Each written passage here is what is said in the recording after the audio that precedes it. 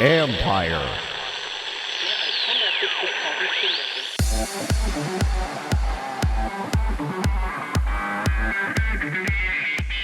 You don't need a massive budget for a professional live game stream. I've been in television since 1975. So I'm kind of like the Farm Bureau insurance. I know a thing or two because I've seen a thing or two. Yeah. We know the gear that works. So they don't have to go shopping and buy stuff that's not going to give them the production quality they're looking for. That's Charlie Helms, CEO of WSN Live, where high school sports can have a truly professional feel. This is the Future Sport Podcast. I'm Bram Weinstein.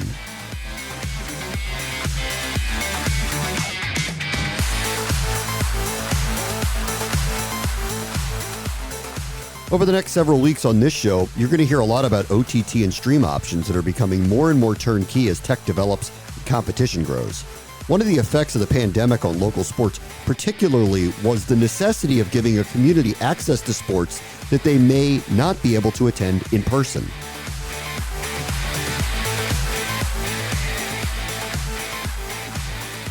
Our guest this week is the CEO of WSN Live, Charlie Helms, which is a group that is a turnkey solution for live video streaming for all types of clients. Hey, Charlie, how are you? Thanks for joining us. I'm doing great, Bram. How are you today? I'm good. All right, so we're still in the middle of a pandemic. Sports are back, but let's see how that goes here over the next few months. Your services, I can only imagine, over the last year and a half, 2 years, have been more in demand. Can you kind of talk about what the last couple of years have been like in the live streaming business? Yes. We've been in business now 11 years. And in those previous 9.5 years, streaming was considered a luxury. The higher ends would do this. Today, it's a necessity. And we have seen such a change in mentality between schools, churches, even cities, radio stations have all been reaching out to us. We have almost doubled in size in 2020, and 2021 was our best year yet. So it definitely has changed the environment of streaming. And let's all assume that the pandemic goes away, to whatever that means, whether it's handled or endemic or whatever it is. Do you think there is ever a we're going back period, or do you think that this is something that has been changed in perpetuity?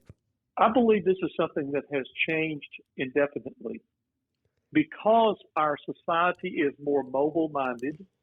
They want to have things on the go. They don't want to be tied down, and streaming gives them that total flexibility. Our company was one of the first in the high school market, and still one of the first in the high school market, that's doing the OTT, over the top. So our clients get Apple TV, Roku, and Amazon all as part of their deal. So their numbers have just skyrocketed with their viewerships because of that. And we're a very high-end production type of company. We have a higher quality than the standard streaming people because our clients get what we call a unlimited streaming platform. They can stream at any speed, highest quality they want, if the bandwidth is there for the internet. We've got some quality broadcasts that schools are doing and churches that are just off the charts as far as how clean the stream is. So let's talk about affordability then, since you're talking about high schools, and we all know what the budgets are and the budgetary concerns with all of this stuff. How do you make these types of products and services affordable for those types of clients? It's a great question, because when we first started out, schools looked at us like we were crazy with our price point. But today, I've got schools that are making six figures with our product because we are no different than a television station. We run video commercials during their broadcast. They can have P&G graphic images for scoreboard sponsors, first down sponsors, red zone sponsors, and they make serious money. And they keep 100% of that revenue that they generate. That's their money. So when they look at our costs today, it's a drop in the bucket of what they can make. Now, we know that there is a certain limit to what schools can work with us. Every school has a classification from a 1A all the way up to 7A and AAA. We know that above that, in that 4A and up, is our prospective clients. That's where we work. We're fixing to go into Texas this year because the state of Texas has allowed their high schools to now stream Friday night events, but they didn't give them time last year to make any adjustments. So now it's a very open market, and these schools are going to be looking. So we feel that that's going to be another huge boost for our company in the state of Texas. Why hadn't they done that in the past? Were there like television rights for their football games? It was a licensing issue with the state, and the University of Texas had a lock hold on schools that they could not stream any Friday night event. And this has been in place for years, and that all got flipped because of the pandemic, and now they won't back up. They'll maintain that open policy. Okay, so there's money to be made, but that's if there is an audience. Are there really, I don't know, is large the right word, large audiences for all of these various different high school events? Well, our company this year for the school year, we're not talking physical year, but school year, which will be May of this coming year. We're on target to have 4.2 million views. So yes, there's a huge market. We've got one client that had a football game this past season. The one game alone had 35,000 views for that one game. I would have to think that's rare, though. It is rare. Yeah. The majority run anywhere between, for the size schools that we have, and again, the clients that we have school-wise are some big hitters. They'll average between 2,000 and 5,000 or 6,000 viewers on their football game. Okay. That's pretty average. And that still ends up translating into sponsorship type deals that can be in the six figures? That it does? It does, and here's why. Our average view time is 1 hour and 37 minutes. They don't come for 10 or 15 seconds. They don't come and just watch, what's the score, and leave. They're there. And again, it's because of the OTT. Amazon, Roku, they're there to watch the whole game just as though they're watching the D1 on SEC Sports. Same mentality. So our view time is huge. Are you personally doing any kind of broad sponsorship deals for all of the streams, or are you allowing each of these schools to just do their own likely local sponsorship deals? That's a great question. And yes, this year, because we've hit the threshold of where we wanted to be as a company, that we're now going after corporate sponsorships to help fund these schools. Okay. So what we're putting out there is, dear school, the more you stream, the more we're going to pay you. So we're going to give them a share of that corporate revenue to help drive their pocketbook. Just again, we want schools to understand we're here to support them. That's how we got started. In 2009, everybody knows the economy was in the tank. Schools were canceling programs because they did not have budget. Yeah. And we said, what can we do to help schools and help them get their programs going? And how can they raise more money? Well, I'm an old school. I graduated in 1974. We were selling signs on the field in 1974. We're still selling signs on the field. That's true. That is not advertising. That's donation money. That's right. So we educate these schools to understand digital media is where the dollars are being spent, and it's working. Yeah. I mean, I've got clients that have been with us literally for 10 years. Schools come with us. They don't leave. With the law changes on name, image, and likeness with amateur athletes, how does that kind of affect the way the schools are looking at monetizing their programs and helping their athletes, and how is that changing your business model as well? It's going to change mine tremendously because I'm the only company out that will let schools raise the revenue and then keep all the revenue. So they're going to be finding portals where they can go to do what they want to do to capitalize and not be penalized for it. Let's talk about the technology a little bit. Okay. So there's a lot of competition, as you know, that is out there. Oh, yeah. What is differentiating what you can provide to a school so that their product has as close to a professional feel as possible? I think the biggest thing, and we've been asked this many times, what makes you so different than everybody else's? And my normal response is this: it's not one thing, it's everything we do. I've been in television since 1975. So I'm kind of like the Farm Bureau insurance. I know a thing or two because I've seen a thing or two. Yeah. We know the gear that works. So they don't have to go shopping and buy stuff that's not going to give them the production quality they're looking for. Then we're going to train them on the software. Okay, so that they're not trying to learn something on the fly. We're training them, we're training their students. Every time they graduate students out, we train the new students. And then our platform has been built over 10 years of understanding delivery. Because at the end of the day, if you get what we call the circle of death, then you're not a good streaming company. Yeah. And that's what we have done. We have worked so hard that the end user's experience is wow instead of whoa. Yeah. But as you know, since you've been in television for as long as you have, and I've been in traditional media as well for, 25, 30 years and do live, I call games. So I'm in live events. It's not simple. Like that's an interesting process to like train people how to do that in real time. Have you found that there is a lag in training people to perform at a level that viewers expect out of a broadcast?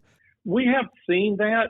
Schools that truly see what this can do, they make sure that they're trained. They make sure they spend time with us. We don't spend just 10 minutes. We book 2 to 3 hours multiple times throughout the year to get them up to speed, because our system does 4-camera instant replay capability. I mean, we have the whole gamut of a full production. So we're training them on all the benefits of what this can do and the value that brings to their advertisers. Because we teach these schools to understand your product is one of the most valuable products on the market today, because every other sport is now bought. Your true sports, these students are what everybody's wanting their eyes on. And advertisers are willing to pay premium dollars to be there. And that's why we make sure that our quality, let me back that up. We tell our clients every time, our rule is, our company is this: if you don't look good, we don't look good. Right. And that's not acceptable. And then are you training for post-game distribution of cuts of games, highlights, whatever it may be to try to leverage social media as well? Are you in that business? Yes, we are. Our system has the ability that the clients can go back, and we show them how to do this. If they can go in and take clips of the highlights or the recorded highlights throughout the game and post those back to social media to raise revenue that way. We are helping them generate cash across all platforms. Now, we also, when we have a client stream, we're going to stream to their PCs and Macs and mobile devices, but they're also going to Apple, Roku, and Amazon, but we also simulcast them to Facebook, YouTube, Periscope, LinkedIn, you name it. We send the speed out everywhere they want it to go. Let me ask this then. Let me ask just a broad question. The future of broadcasting of high school sports is what in your mind? I think it's going to be a diverse market. I think there's schools that do not care if they capitalize on it. They just want to put something out just so it's being done. There'll be that share of the market. But there are going to be those schools that see what they can do and how they're educating their students. I'm one of those students. My school taught me how to be a videographer and a photographer. And because of that, I went on to work with an ABC affiliate. I worked contractor with ABC Sports, Fox Sports, and I've been in television the rest of my life because of that. I've had multiple students get full scholarships at D1 because of this program. Our training and them understanding. I've got 2 students right now that are working with ESPN Sports at Mississippi State University because of it. And that's where we see where things are going. Now, we diversified in 2020 and went to the church market as well. And that has been unreal. But it's a very volatile market because there's so many services out there for churches that are just letting them stream for free. And of course, they think, oh, this is great, but it's really not. And it's hard to get them to understand the difference between real streaming and these free services that are out there. Yeah, that's interesting. And you would think that is a very captive marketplace as well, as so many broadcasting channels have been littered with various different religious content for years. That's been going on forever. I was going to say, there's one thing that we've launched last year, and it's really, I think it's going to change how our business goes. And I'll go ahead and let you be the first to hear it. We did a test market in Florida, and we have a company that is going to be streaming 16 TV channels through us, 24 hours a day with both on-demand and live events. They just did a recent basketball tournament for 6 days straight and streamed everything through us, 24 hours a day, everything through us. And we are now taking that. We have our own proprietary written software where we can set up a school or a business to have their own OTT channels that are 24 hours a day with all their content across all those platforms with our automated software. That's going to be a game changer for bigger schools, especially Texas, where everything's bigger in Texas and better. They will eat up the ability and want to be able to have their own channel 24 hours a day of all their games. Anything that goes on in the school would be live 24 hours a day. And the only thing missing is you got to train the broadcasters. Don't get rid of all of us. Got to change. All right? Oh, no, you cannot. Yeah, you can't do like, well, early on, we let a lot of schools let students do this. And we learned literally in our very first year that they are still children and they will still do stupid things. And so we have told them, you never leave students alone with a microphone. It will hurt you big time. I think we've learned that in Twitter, TikTok, Instagram, Facebook. And it's a lesson I learned as someone who's been on air for 30 years. That open mic, it takes one stupid thing to come out of your mouth and it ruins the whole thing. It ruins the whole thing. So we are definitely on top of that with our schools. You're in the Baltimore area, is that correct? Washington, D.C., yeah. Oh, Washington, okay.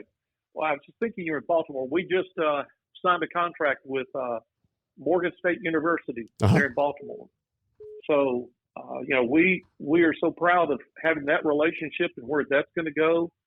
Like I said, things for WSN is looking extremely strong for 2022. Charlie Helms is the CEO at WSN Live. Thanks so much for joining us.